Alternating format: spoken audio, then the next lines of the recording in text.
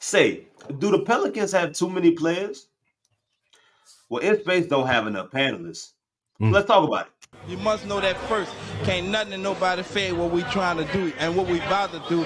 Second thing is, we got this game on our level. You understand what I'm saying? Welcome to another episode of In Space. I am your humble, grateful host, as always, Chris Connor. Got two of my favorite people to talk basketball with.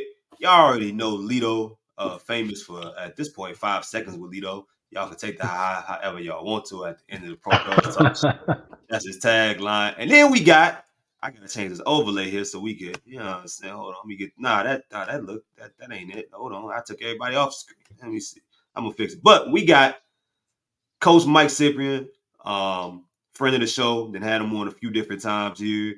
It's been a little bit since he moved away from the city, but I figured last time we chopped it up, it was actually about Jordan Hawkins. Shout out to us being one of the people that kind of saw some of this here, what I'm saying, being on the way. But we gonna chop it up here, answer a question that I have been meaning to do a show about for a little bit, and it will probably be very important as we inch towards the second half of the season and trade deadline. Also, be sure to like, comment, subscribe, show love to the good people that show love to us, DraftKings Sportsbook, Jägermeister, as well as Birdsall Law Firm. With that being said, fellas, how y'all doing? I'm good, man. I'm happy to be here with y'all, man. I ain't seen my dog Mike in a minute. I just watched you do a good man, Mike, bro. Them boys just had a great show about the mid-season for the Pels. I wasn't able to be a part of it, but I got a chance to like watch from the sidelines, which was dope. Actually, it was like watching your partners hoop when you can't really hoop. It was like, damn, I'm like, damn, man, but damn, they killing it. So that was a good show. Appreciate it. Sip, man, Coach, how you feeling, What man? up? You down there? You over there in Atlanta, shouting. Oh What's the man, word? hey, I'm in Powder Springs, Georgia, and I don't want to say it sucks. Like the neighborhood, like the neighbors, school system is dope. So little mama gonna be fine, but it take 25 minutes to get everywhere. I miss the tight knit community that is New Orleans, where I can get from Kenner, Louisiana, to Uptown, where I'm from, in 10 minutes. That is the big difference. But Where you from, Mike? Uptown, baby, 13 Ward. Cool. I forgot I got two uptown residents. One's a solid brother and another one a hooligan, but that's neither here nor there. I'll figure out who's who. But let's get into this discussion here, man. Do the Pelicans have too many players? So um Pelicans right now are at the halfway mark. By the time this show comes out, since I've done a few here that are kind of in the queue.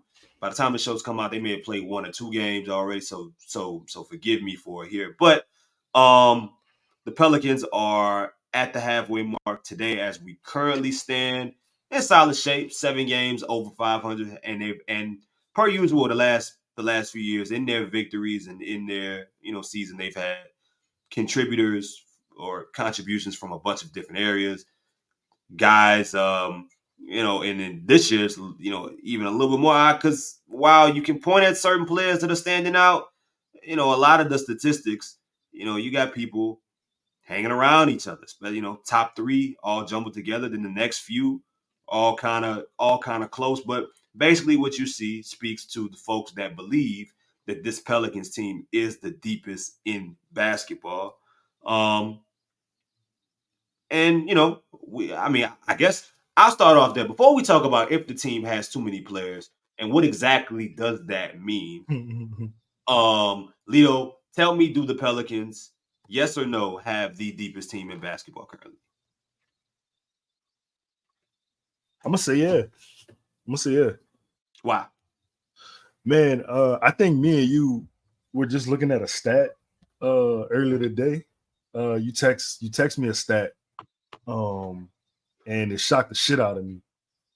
And I asked you a question: was we the fan base? I'm gonna just keep strictly talking about myself. Was I being too difficult on Willie Green based Mhm. on what my eye was telling me?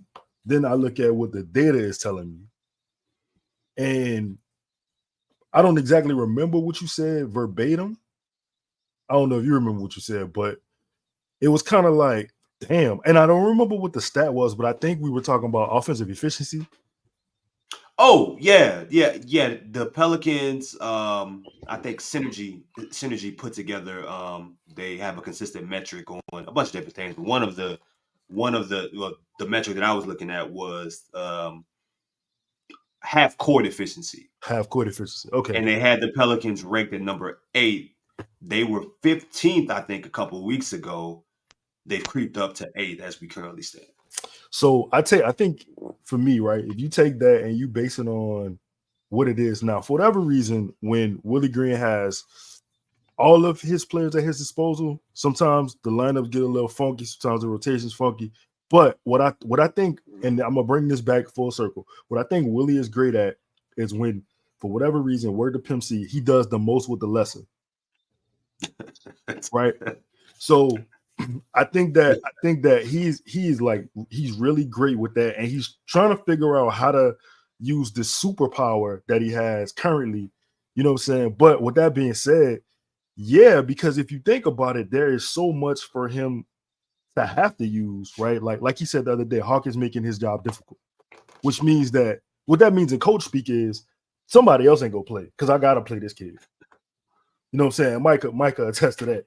So yeah, man, like I'm gonna say for every guy that has went down for the Pelicans, CJ, Zion, Bi, everybody but JV, so to speak, they haven't missed a beat. So yeah. Shout out to Lito to comparing Willie Green to a top notch. Yeah. Coach, coach, I wanna ask you. So currently right now, the Pelicans have 1, 2, 3, 4, 5, 6, 7. They have 7 players averaging at least 10 points per game. I don't think you should include Matt Ryan, but Matt Ryan's currently at 9. Najee Marshall's neighboring around 8. Jose Alvarado's at 7. Dyson is at 6. Larry Nance, who's been playing really good basketball, is right around 6 points per game.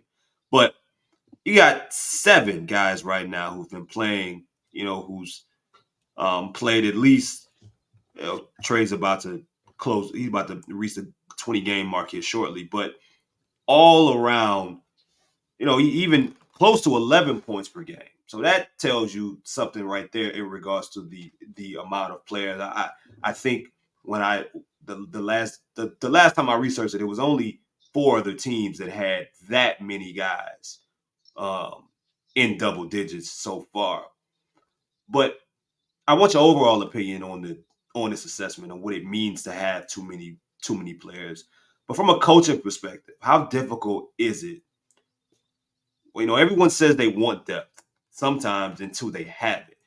People have been asking for the Pelicans and praying that they stay healthy. Well, they're healthy. Brandon Ingram has only missed 4 games. I think Zion's only missed it might be 5 or 6 at this point. And that's because some of them, not even because he's injured. Not even necessarily strictly due to injury. So you got it now, but now you have kind of a log jam, a mini jam, when you have so many different players that you could find ways to impact games, but you simply cannot play them all. What is that like from a coach's perspective, and how do you see that in regards to what the Pelicans currently sit at? It's tough, Chris, because essentially you have 2 dudes in your rotation that are undrafted free agents that a lot of teams you wouldn't think would last as long. I mean, think about how Jose even got his opportunity. Tyra got hurt, Jay Sadaransky. Jose takes, he does what a lot of players do. Professional guys who work at their craft. He's ready to take the opportunity. He never gave it back. Then he wound up getting the contract. Same with Najee. But you have 2 undrafted free agents, and then Matt Ryan comes, who was on the couch chilling, delivering pizza, whatever to say he did. He comes in. He just comes in because there was a need to be filled. And think about how he got his opportunity through the injury. Jose's not playing. Say's not playing. Got to have a body. He's knocking out some shots. Hawkins knocking out some shots.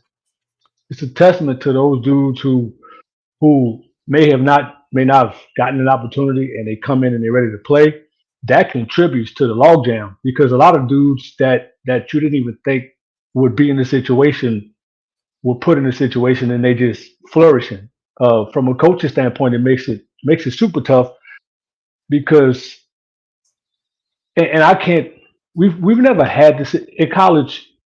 Contracts and draft picks don't determine or don't dictate a lot of decisions. You know, our AD would never come to a practice and say like, yeah, that kid you recruited from New Orleans. I know his parents are with their parents are big boosters. We got to try to find minutes for him. I know. When my uncle coaching in the G League, he's had brass come in when he coached the hustle, tell him like, look, at certain minutes, shut him down. He can't play today.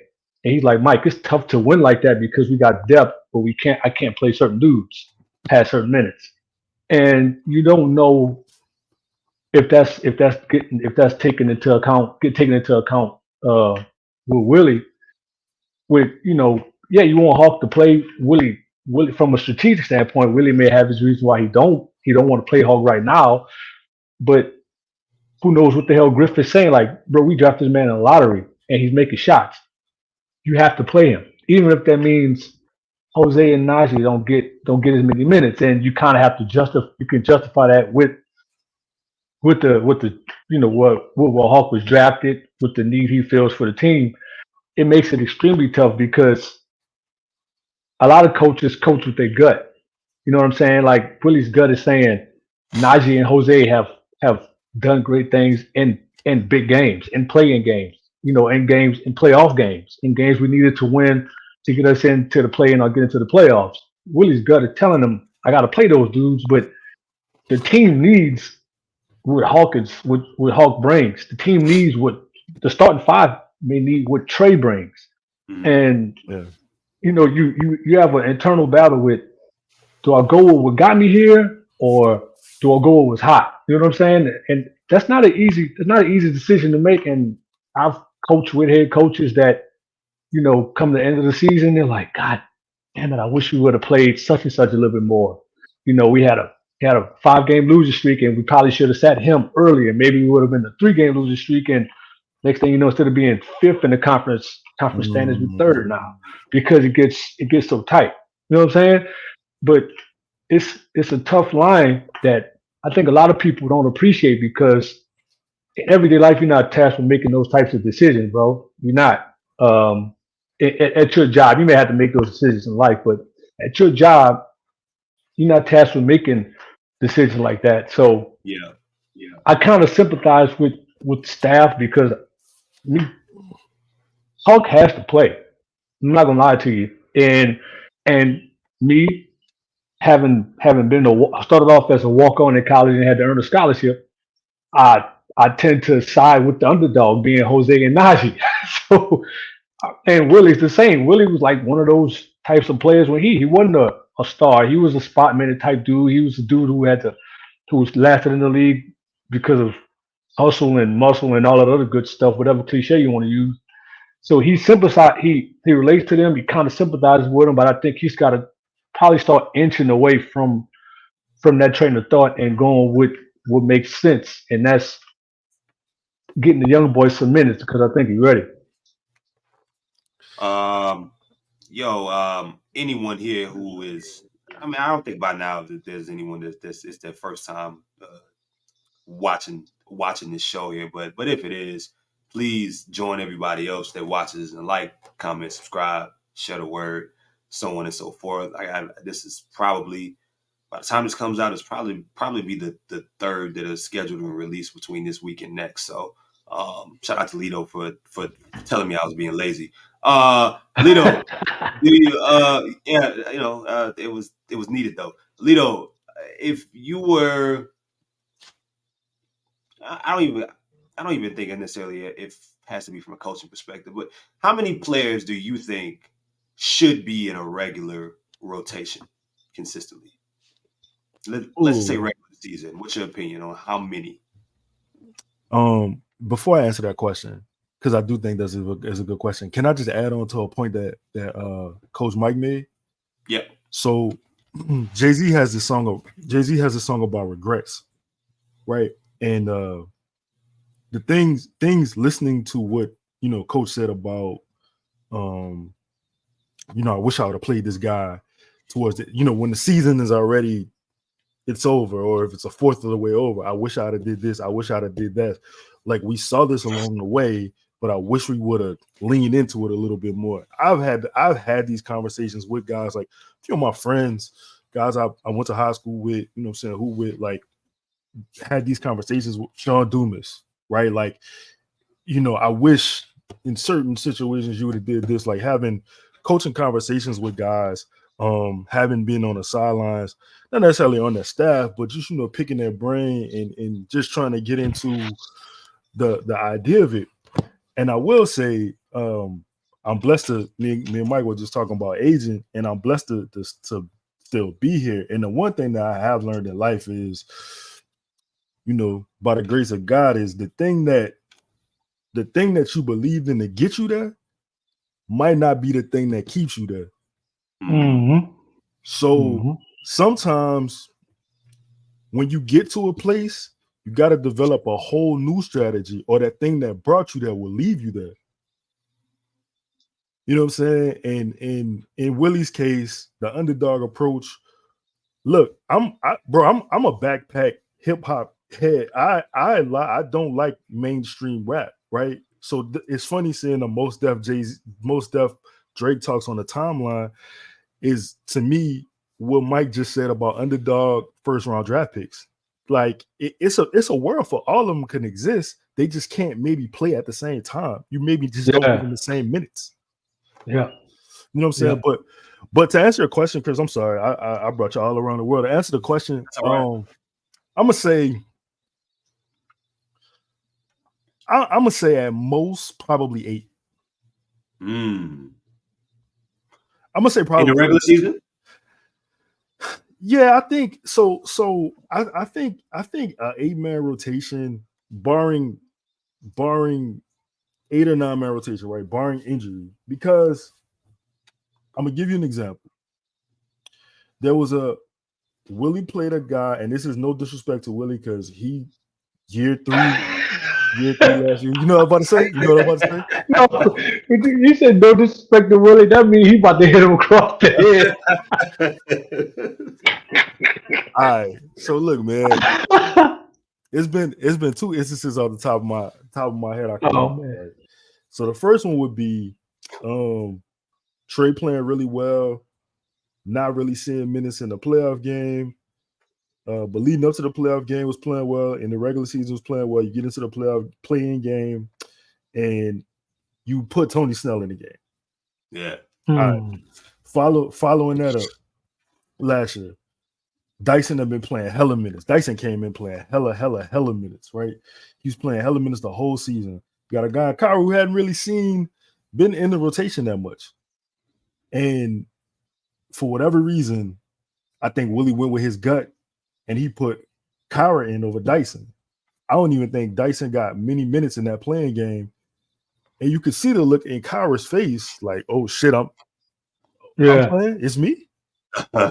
You know what I'm saying? So I think, and look, man, when you find your rotation, it's tough, dog. Like, it's tough. Coaching is probably like one of the hardest jobs in America, probably behind a school teacher, because you're doing a little bit of both in that. It's the education, like, and again, I'm not trying to take us all around the world.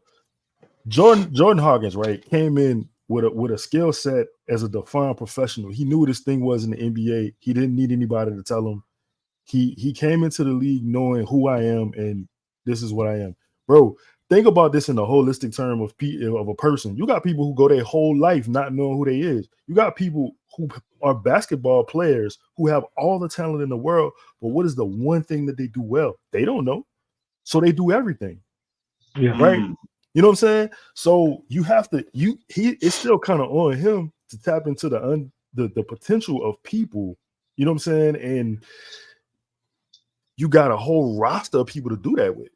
And you only got a limited amount of time. They don't really practice like that. You're not really like getting hella off-season work in. The team not really together. So yeah, I'm gonna say 8 or 9 people.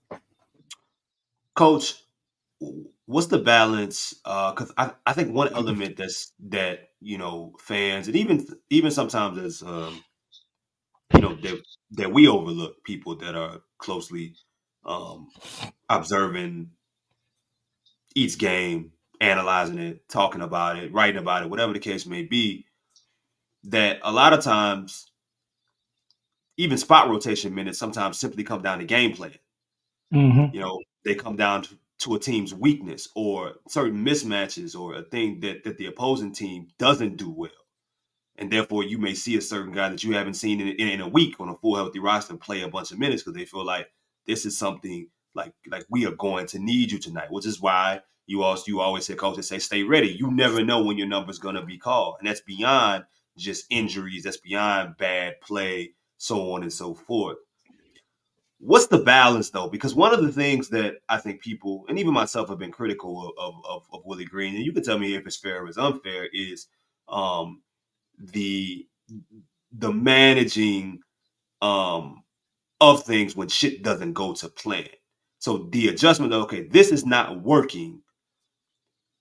You're not scoring points. You obviously need more offense. There's no need for more defense here, even if it's just for a quarter. Or you're not, this is probably the time to call a timeout. Or you should probably insert this individual here.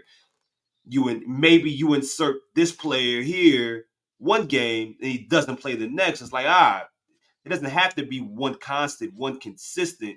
You can be flexible. People just want to see the right buttons being pushed, right? And it's not, Right. you don't expect perfection, but I want to know from a game planning perspective, what's the balance in game, in live game action, where the balance between I'm trying this and I'm playing these players because this is what our game plan, this is what we were told, this is what we planned on, this is what we studied to do, and I have to shake some shit up. I'm glad you asked me that. So I can't remember. This might have been my second season coaching at South, which would have been my third year coaching overall. So I'm still green. And the head coach at the time, he tried to run like these exotic play sets and stuff like that. We had a bunch of dudes on our team who couldn't think really. And each and every practice was gotta drill this, gotta drill this. And he finally got to a point in the season where he came in, we had a staff meeting, he came in the office, he had to take a playbook thick as hell. And he was proud of that playbook because one of my former teammates, he wound up getting like 14 pre-draft workouts, and a lot of the teams were impressed with how he remembered the playbook because we ran so many sets. He took that playbook, and this might have been like his 27th season coaching overall between D2 and D1. He even coached me for a couple seasons. He said, Sip, these are the play sets that I taught you guys when I first got here. After you got into the NCAA tournament, took that playbook, threw it on the ground. He said, we can't do it anymore. These guys are struggling to learn it. We have to simplify stuff. And I say that to say this is a dude. That was a dude that was almost 30 years into coaching as a head coach. We're talking about a dude who's only 3 years into being a head coach and not even 10 years in the profession overall. Think about that, because I think Willie was only assistant for 6 years, and then he got the Pell job, and he's in year number 3, finally getting his main guys playing consistently. And oh, by the way, having the deepest roster in the league. And hell, we seeing Bi and Zion still figuring each other out in certain situations. And I wouldn't be surprised if, especially hiring Borrego, that them dudes spent all offseason somewhere on an island in Jamaica, some crap, coming up with philosophies and concepts. And I know from experience, and I can't, like, again, my experience doesn't compare to the NBA experience, but if you dedicate an entire offseason, it's like Brandon Ingram. Brandon Ingram dedicates his entire offseason to shooting a specific shot at a specific spot X amount of times. And then we come into this offseason and everybody's like, take more threes, take more threes. Well, it may take that man some time to decide for a 10-game stretch gets 8 threes up because he worked on a certain thing all offseason. Same with the staff. They worked on certain things. Willie may have a certain idea for what he wants with the team, and Borrego may sprinkle in some stuff. And the thing is, the team hasn't reached a point in the season where they got to push the red button. So Willie may not be in a position where he has to say like, "Hey, we got to shake everything up," because there's no hot seat pressure. There's no like, despite the injuries to Trey early on, Jose early on, CJ puncturing his lung and he missing time. You're not even in the playoff. You're not even in the play-in yet. There's teams behind you that are doing worse, and there's teams in front of you. You're gonna catch the Kings, in my opinion. I think OKC or Minnie's heels. You got to worry about Phoenix behind you, but I don't think there's been any panicking set in to where that forces Willie's hand. I think what's going to have to force his hand is to your point earlier about having too many players. Griffin's going to have to make some moves, and then that'll be your shakeup. The shakeup's got to come from up top, because I don't think there's no panic in the staff yet that'll force Willie to kind of go against who he naturally is or what his gut is. I think that's going to have to come from over his head, and then all of a sudden he doesn't have his shiny Najee toy in the closet, shiny Jose toy in the closet. They've taken that toy from him. Now Griffin code like, nah, you got those dudes. Play with those dudes. Coach those dudes. Get those dudes more minutes. And I think that's where you'll probably see it, because again, if you dedicated your own specific philosophy for three off seasons in a row as a head coach, and you haven't had any reason, from a team perspective, or you haven't had any pressure to change anything, dudes are stubborn. They're not gonna change. You know what I'm saying? Think about how stubborn. How we always hear about how stubborn professional guys are. Yeah. These dudes get paid a lot of money. They've gotten paid a lot of money. They've gotten a lot of praise over the course of their careers to be this particular person. That may take some time, and that's not me making an excuse for Willie Green. That's just me giving my thoughts on why we not. I don't question any coach, because I do know that that's getting the coaching job that you want is impossible. It seems like it's hard to get a head job. It's hard to get an assistant coaching job in college. It's really hard to get those jobs, and it's way easier to keep them. I mean, it's harder to keep them. So I don't second guess a lot of coaches, but I have said to myself like, yeah, Hawk's got to play. The young boy ready. Oh, now get Najee up out of here. His time is run its course. So play through JV. You'll see me on Twitter saying stuff like that, but I also smart enough to know like, shit, if JV scores 6 buckets in a row, well, Willie shouldn't have to say stop the ball, throw the ball to JV. CJ McCollum has been in the playoffs 9 years in a row. He should tell somebody throw the ball to JV. But that's a tough balance, though, Chris. It really is, between stubbornness and just not having a whole lot of pressure from management. I could kind of see why Willie's kind of not set, but he's comfortable doing what he's been doing. And coach, coach, and that's not even including data. You know what I'm saying? Like sometimes, people, it's a balance between pulling the plug too early on something and saying it's not working, and being stubborn and sticking with it too long. Man, I mean, it's an interesting dance, man. That I'm top 8 in offense though, in half court offense. Right. A lot of the data says that over the last X amount of games, offense has been great. So, meaning, unless you comb it through with a fine tooth comb, which a lot of people do, again, what pressure is Willie under to change what he's been doing if the data is telling him that everybody likes to go by? I mean, the eye test is telling us, like, yeah, some of them dudes ain't working. But a lot of people speak the data, and the data is telling us that the top 12, 13 overall in offense, top 8, 9 in defense. Why Willie's like, why the hell should we change anything? But I do think that there needs to be a couple changes though. I agree with y'all and a lot of other people, like get Hawk more minutes, shake up the starting lineup, things of that nature. But I don't get paid millions of dollars to make that decision, so just sit and watch. Lito. So I've said it a few times. I believe that the Pelicans will make a move, and I think it will.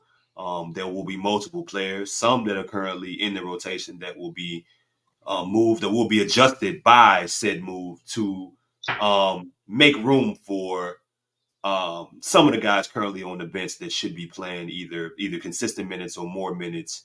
You know what I mean? But I want to ask you, as the roster currently sits, who do you think should play no matter what?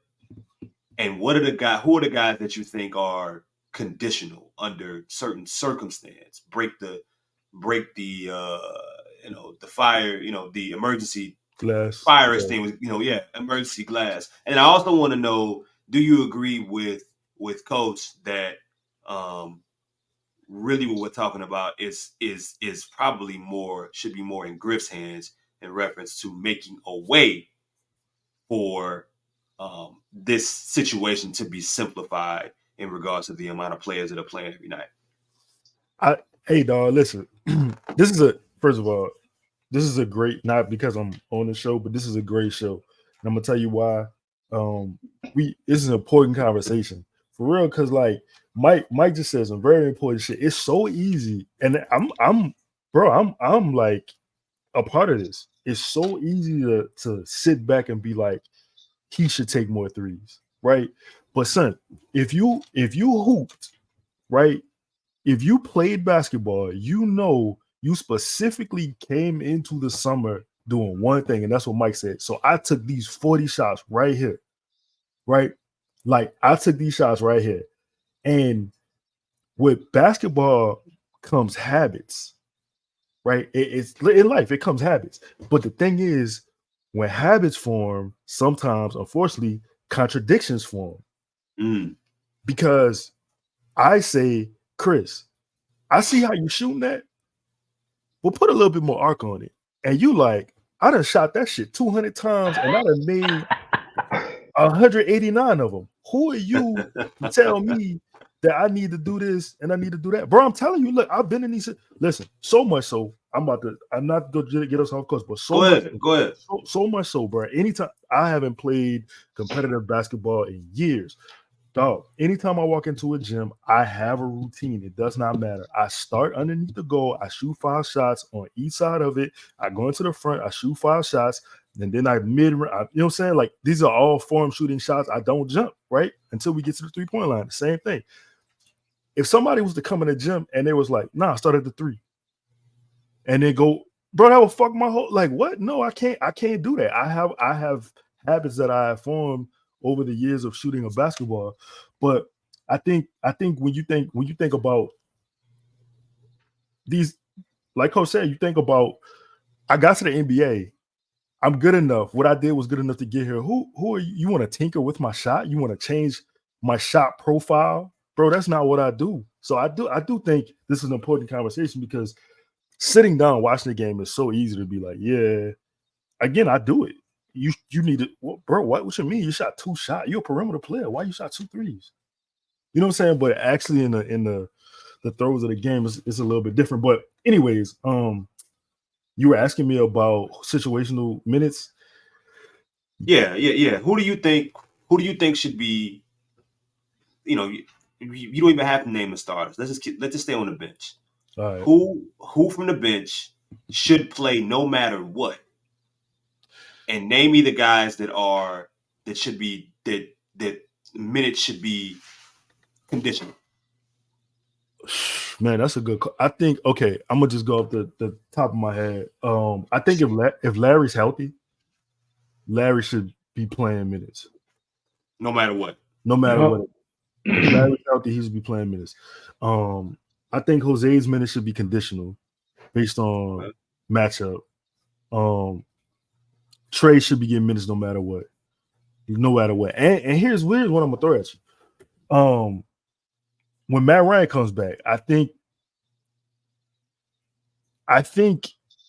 if he's gonna continue to shoot at 47%, sound like Justin now. I don't know how you keep that on the bench. Now listen, If he's not making those shots, it should be conditional, right? Because I don't know what else Matt Ryan does outside of the shooting profile, but I mean, I need to know, because if you making enough of those shots, it may not even matter, right? Who else we got? Jordan Hawkins. I think Jordan should play no matter what. Kyra should be conditional. I think Najee can play different positions in the lineup, so he probably should get minutes no matter what. What about Dyson? And Dyson and Cody. Yeah, I think Dyson's minutes for me are situational. I think, and this is, listen, Dyson, Chris, we had this talk earlier, so I'm not shitting on Dyson. Dyson is the second ranked player in his draft class per Basketball Index. He's the second ranked player in that draft. Defensively. That's crazy. But for me, sometimes his lack of aggression on the other end hurts, because just Mike, Chris, everybody hoop, right? Mm-hmm. I make a move, I get into the lane, I create a shot, and I pass it to you, and you hesitant, and you don't shoot it, that's a wasted possession. Yeah. That's probably going to be a turnover. And it can sometimes be deflating. And it can be very deflating. Yeah. And, sometimes you get into the lane. And see, the other thing, too, when teams know you're not going to shoot, when they know you just looking to pass, they guard you differently. Yep. And I think that Dyson needs more reps. I think the Pelicans could do a better job of, like, maybe not forcing him to create, because I think he's a secondary creator. I don't believe that he's the guy that's gonna initiate, break down the defense, he don't have that kind of handle. So look, Lito, so I just want to point out, I asked you earlier, I said, how many people do you think should be in a regular rotation? Yeah. You said 8, and then you said maybe 9. Maybe 9, yeah.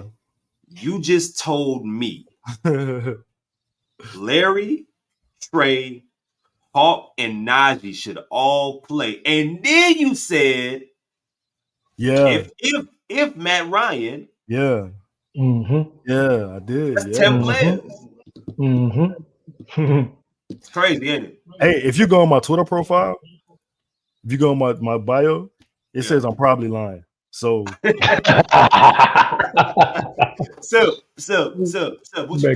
think about Lito's comments? I think nine should be the max, and that ninth guy. So you go Trey. I mean, assuming obviously start 5 stays how it is. Trey, Hawk, Larry, that's 8. Najee, that's 9. Because I like Najee, gives you a good blend of ball handling, playmaking, finishing, and he's been shooting it. Okay, but you still get some defensive versatility because Trey and Larry and Najee are gonna give you the defense that you're gonna need off the bench, and still provide you with some tough finishes, some good stuff on offense. Hawk and Trey aren't gonna give you that level of defense, but they're gonna give you way more offense. I don't think you could play. I think Matt, Jose, Cody, or you break the glass in case of emergency, because there's gonna be far more. There's gonna be, you can't have Hawk and Jose playing in certain games where the two of them are defensive liabilities. Because y'all know, once you start getting into the playoff race, a lot of what Matt Ryan was doing early in the season was early in the season. Yeah. Coach, real quick. When teams start getting, go ahead. Real quick, explain what you just said about Jose being a defensive liability, because that I don't think a lot of people see him like that, and there's a reason why you said that. That has nothing to do with Jose's actual defensive efforts and defensive impact. It's got everything to do with, if you're playing against the Clippers, Jose can't play against the Clippers because he'll get hunted every possession now. And if you were to play the Clippers in a 7-game series, I don't know how much Jose will play because it's not a matchup for him. If you were to play the Lakers, I don't know how much Jose will play because it's not a, a matchup for him. It's got everything to do with his size. Once you start getting to when you're trying to play for playoff seeding, you're top 8. You can't. Jose and CJ McCollum can't play at the same time Yeah, for game stretches because that backcourt's too small. And as great as Jose is, as quick as his hands are, as quick as his feet are, he's still sub 6 foot. hmm, And at some point, he's going to get the wrong matchup, and that's going to get exploited. And he doesn't score it at a high enough clip to be able to balance that out. yeah, So you can't have too many defensive liabilities in your rotation, in my opinion. Because now all of a sudden, if you're playing Matt Ryan extended minutes, who are you gonna play him on the court with? You can't play him on yeah, the court with Bi and Hawk. You can't say, all right, let's throw Matt Ryan, Trey, and Hawk out there because you got two of those dudes in the lineup that are good defenders, off the ball or on the ball. And like Lito, if both of those guys have one of those nights where they can't make a shot, or in a playoff series where they can't make a shot, then what? I mean, so I think that Larry, Trey, Hawk, Najee are your four off the bench. Jose, Matt Ryan, and Cody are you break the glass in case of emergency. And probably out of those three, Matt may get the nod first because you can just put him at 1, 2, 3, and at the very least he can help you space the floor, and he can catch and shoot. He can do some of the same off ball movement actions that Hawk and CJ can do. So now you've made not only are you spacing the floor, but he moves so you're moving the defense around. You know how I know the Pelicans have too many players? Because you just went through the rotation twice and you really tried to name all of them and you And I didn't forgot even to name give it Dyson. to exactly. That's how I know the Oh Pelicans have too man, many players. I didn't even name Dyson. Holy moly! That's hey, I you did know, a dissertation. I ain't even named Dyson, and I like Dyson too, bro. But again, and if as much as I am a defensive person, like 'cause, I mean, and that was my role in college. I've come around to the point that while defense is still important, John Morant showed us that it doesn't matter who's guarding you. When you've got like a next, not even Ja, just look at what the hell happened to us the other day in Dallas. Yeah, It didn't matter who was guarding Kyrie and Tim Hardaway Jr. They went nuclear on us, and we lost the game where we was fully healthy, and they weren't because two dudes just decided to just throw everything in the basket and make it. So at the end of the day, you can you can manufacture defense, and you just got to get situational stops bro, that you got to score. Mike, I feel like it's so crazy because I mean, I've been watching basketball a long time, and I tell Justin this. I think in the last year and a half, my whole basketball philosophy has changed.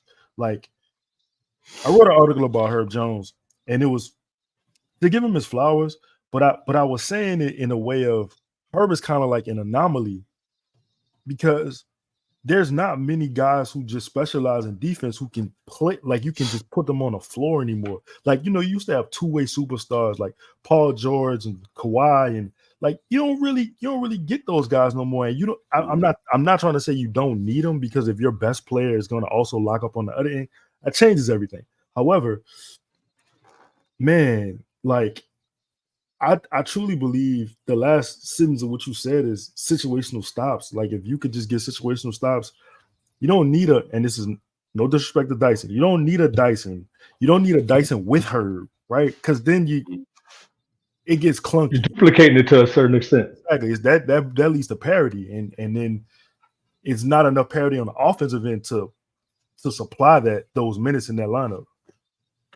And Lito, your offensive idea just how long has it been? How long did it take for you to change your way of thinking about basketball? That's a hell Man, of a question. I know that is a good, very good question. That's a hell of a question. Man, I think so. Look, when you start seeing people like Jokic, right? listed as a center, right? But is he really a center? You know what I'm Mm-hmm. saying? He getting rebounds. He getting rebounds and he playing in the paint. But is he a center? And you look at Embiid. Hell, you could look at Chet Holmgren, right? I just start seeing the game differently. Like you don't necessarily how you all right. I'm saying that to say how you gonna match up with Jokic. You gonna put a big on him? Okay, right? You gonna put a smaller person on him? Okay. Like that man is gonna win whatever KD. Who you putting on him? He's gonna win the matchup either way. And I just started thinking, I'm like, I don't know. Let's say this been in the works for I've been fighting it for 2 years, but in the last year, I feel like I just came to accept like I know this is gonna make people upset. Not to say defense is overrated, but offense is rated higher than defense. Mm-hmm. The game is completely it's changed. Like it's I remember having basketball talks with my dad, and he'd be like, Dr. J was the baddest motherfucker like he'd ever seen. Right. Then Mike came. You know what I'm saying? So for me, I saw Kobe, and I was like, that's this month he whatever. And then like you get a LeBron, then you see Kevin Durant. You fucking watch. You know what I'm saying? Like the game just kept evolving, and I think with the game evolving, your thoughts and ideologies of it have to change also because we can't continue to play that type of basketball because these dudes too skilled, they're too athletic, they're too fast. So it took you that long to come around Yeah, to that, bro. Lito, Yeah, and we try to find out what's taking Willie so long to change his way of thinking about personnel. yeah, man. Yeah, yeah, Just to give you some perspective, it just we yeah. stubborn. Human beings are stubborn. And when you put enough emphasis on enough study, research, and development into a certain thing, it takes you that much longer to get out of it. See, Lito, just see, you sound like Slim Charles, brother. You know what I'm saying? Yeah, now we'll see. The thing about the old days, they the old days. In the old days. You know Yeah. what I mean? Hey, For my the Wire watchers. Slim also said though, if there's a lie, we fight on that lie. So maybe life is just really the Wire episode. nah, definitely some Charles parts for sure. You know, we all just trying to, some of us just trying to keep our corners, and others just wanna, just wanna expand. Well, look, man, this was fun. I gotta let these brothers, get up out of here. Y'all know Lito. Lito, you writing anything else that people need to care about? And if Man, not, tell them about the Herb Jones article. shout out to Coach Mike, man. Actually, I think I'm about to write an article about my basketball ideology changing. I think I'm about to write an article about full offense just because like I wanna explain. I don't know what just happened. I have no idea what just happened. Sorry, I wanna It got real. I'm okay. all right. I don't know what just happened. That's to set the mood.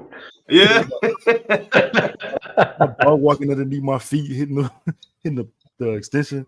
I want to explain, what I mean when I say offense. I mean defense don't matter or like situational defense and just shit like that. And I want to do it in a way where I want to give you like perspective like mine. Anyway, I wrote an article about Herb Jones. It's on Boo Crew's website, man. Y'all go find that. And that's it, man. I want to tell y'all this before Chris go on the mic. Stop letting Chris give y'all bullshit, man. Chris too talented to not be putting out shows as often as he's supposed to be putting out shows. And I'm saying that to you on camera because I curse you out privately, but I gotta curse you out publicly, right? He too cold to not be doing what he doing. So stop fucking around, Chris. You know what you need, for anybody here that's under the age of it don't matter how old you are. You need people to pull you to the side and say, bro, you're not working hard enough. Like I'm about to give him all these excuses, coach. Like I was moving, I was doing this, I was doing that, I was sick, I'm doing this, I'm looking at this job doing this, and before I even could start, I was just like, no, you right. Let me get in here and record, man. So I appreciate you. Mike, Coach, tell the people where they can find you at, of course, what you got going on, what you're doing as of now, and what's up on the horizon. And Coach Sip _ Nola on Twitter and IG.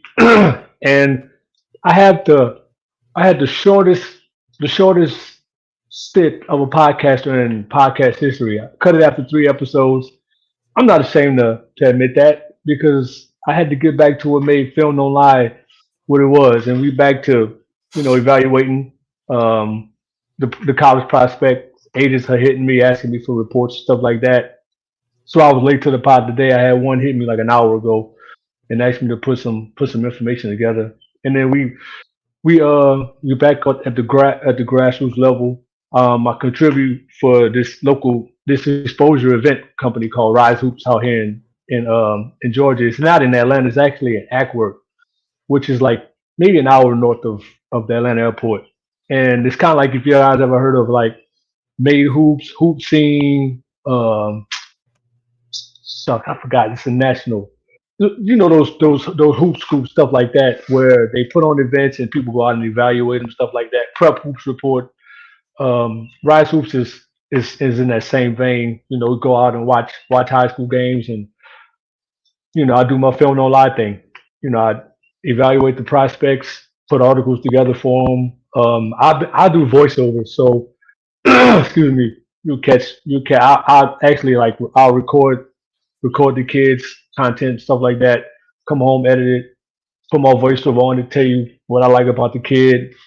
Break down his game, and that's what I do. And I'm a tiny microscopic part of the media now. It's cool getting media passes going to these big time events. Well, trust me, man. Chris.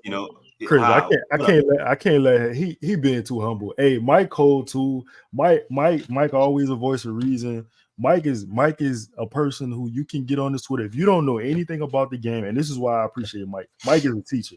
If you don't necessarily know what a flare screen is, if you don't know what an elbow or horn action is, Mike is breaking down film and he's giving you the knowledge, right?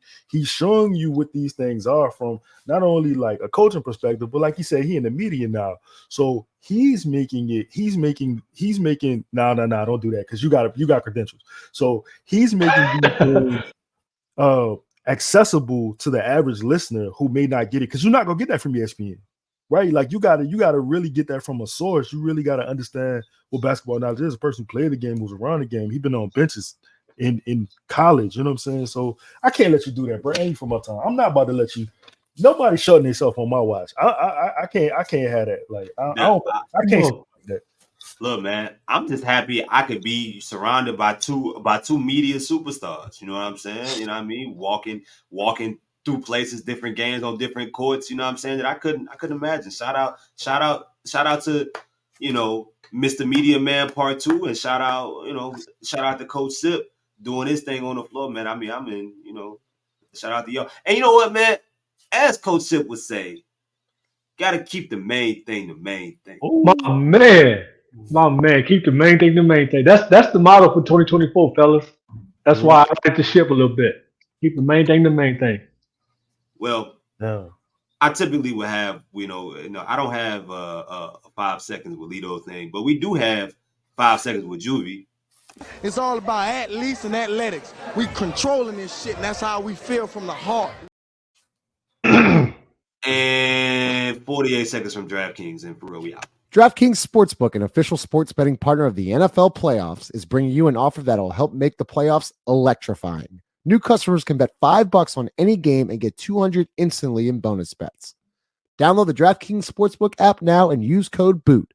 New customers can bet just $5 to get $200 instantly in bonus bets. Only on DraftKings Sportsbook with code BOOT. The crown is yours. Gambling problem? Call 1-800-GAMBLER. Must be 21 or older in most eligible states, but age varies by jurisdiction.